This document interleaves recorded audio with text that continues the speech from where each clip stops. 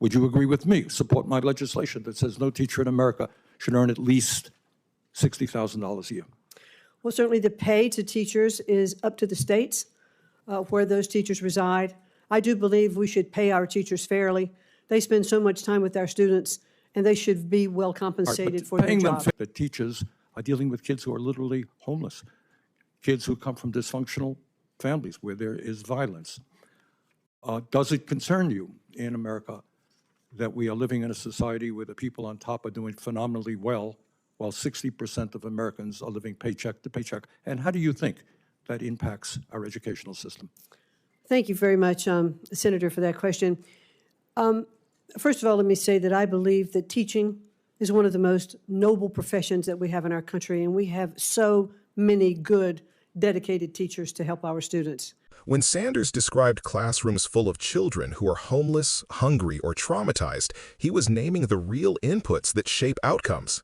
Teachers are doing heroic work to stabilize lives and teach reading, math, and citizenship at the same time. And too often, they're doing it while carrying debt, working second jobs, and leaving the profession early because they can't make rent. When we talk about education, kind of we're looking at it in a vacuum. We're talking about the struggles that low-income kids are having, and that's true. But Mrs. McMahon, you are also aware that in America we have more income and wealth inequality than we've ever had before. You are aware that we have the highest rate of childhood poverty of almost any major country on earth. You are aware, I suspect, that teachers are dealing with kids who are literally homeless, kids who come from dysfunctional families where there is violence.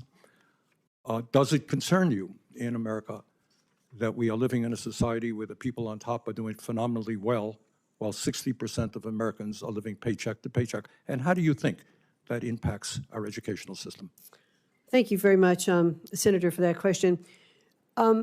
First of all, let me say that I believe that teaching is one of the most noble professions that we have in our country, and we have so many good, dedicated teachers to help our students. I do think that we are trapping students often in low-performing schools, and that's why the president has such a strong policy towards school choice. But you will agree, I don't mean to interrupt you, but you will agree that you can't just look at education. The truth is that middle class, upper middle class public schools in America generally do pretty well. But if you are homeless, if you were a homeless person and you had kids, the odds of your kids doing pretty well are not good. I'm just asking you, what do you think about the massive level of income and wealth inequality, the fact that we have the highest rate of childhood poverty? Is that something you think you might want to pay attention to?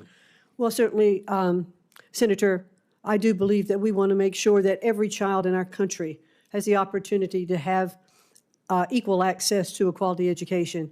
And the Department of Education really is not setting economic policy in the country. Well, we should focus on educating our children, and we should focus on it at the local level. Let me ask you this. You mentioned correctly that we have many great teachers in America, right? Yes.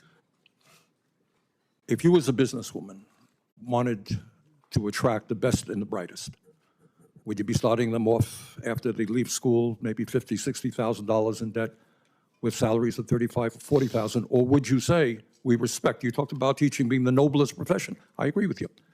Would you agree with me, support my legislation that says no teacher in America should earn at least $60,000 a year? Well, certainly the pay to teachers is up to the states where those teachers reside. I do believe we should pay our teachers fairly. They spend so much time with our students, and they should be well compensated for their job. Paying them fairly, nobody in the world will disagree with you. I mean, the question is, if teaching is a noble profession, if teaching is an important profession, you know, should we be paying them salaries commensurate with the value that of the work that they are doing? So I'm asking you a simple question. Would you recommend to states, as the leader of education in America, that teachers at least make $60,000 a year? I would certainly recommend to states that teachers be paid what is commensurate with the kinds of jobs that are part of their states.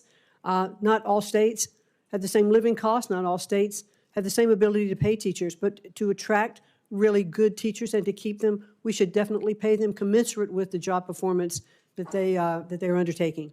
Millions of young people, low-income people, are finding it very difficult to afford to go to college, and they're leaving school $50,000, $100,000, $200,000 in debt. Pell Grant program provides assistance to over 7 million low-income young people in this country. Can you guarantee to us, if you are made a Secretary of Education, that no student in America will lose their Pell Grant as the department is dismantled? Certainly, the defunding is not the goal here.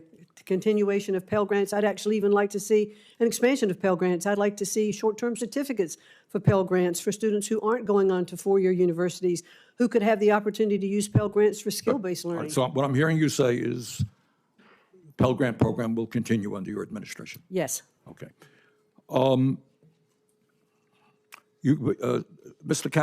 Senator Cassidy asked you an important question, and that is, do you agree, and let me just once again get your feelings on this, that if there is a movement to abolish the Department of Education, it has to go through the United States Congress? Yes, it is set up by the United States Congress, and we work with Congress. It clearly cannot be shut down without it. Thank you. Senator Sanders wasn't asking for a debating point. He was asking a moral, economic, and civic question. How can we ask teachers to solve the deep social problems our country creates when we pay them wages that make it impossible for many to survive? That line of questioning exposes one simple truth. Education policy does not live in a vacuum. It sits at the intersection of poverty, housing, health, and labor policy.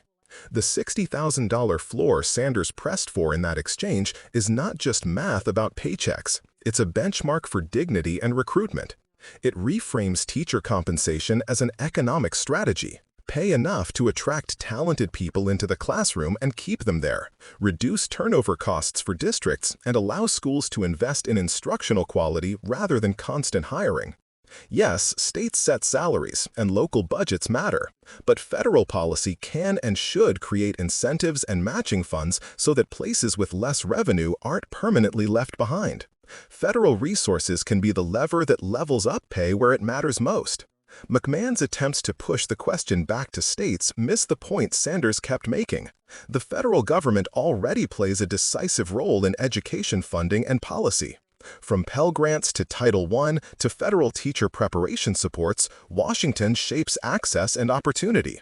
When the Secretary talks about local control without acknowledging federal responsibility for equity, it sounds like an abdication.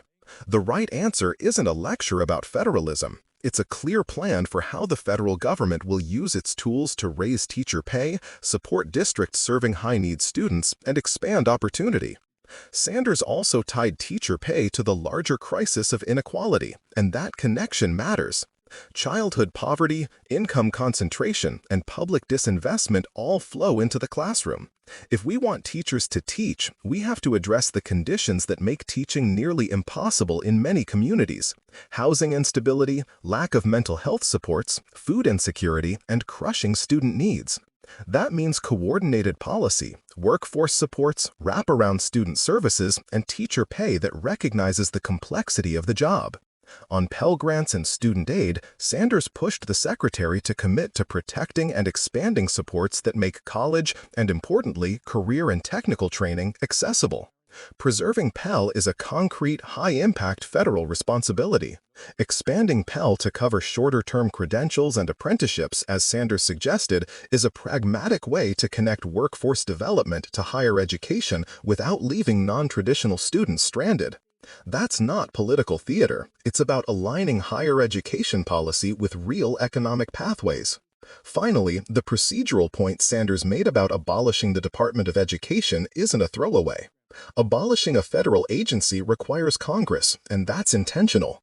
Major institutional changes must be debated openly, not executed by whim. The department exists because Congress created it to coordinate federal education investments and protect equity. If leaders really think it should be dismantled, that must be argued in daylight with a full accounting of consequences for students, teachers, and vulnerable communities. If there's a lesson viewers should take away, it's practical. Teacher pay is a lever you can understand and act on. It affects recruitment, retention, student outcomes, and local economies. Want better schools? Start by demanding living wages for teachers, stronger support services for students, protection and expansion of Pell and federal aid, and federal incentives that help low-wealth districts compete. Call your representatives. Ask them what they're doing to ensure teachers are paid a living wage and that Pell Grants remain robust and adaptable to today's job market. Vote with these priorities in mind.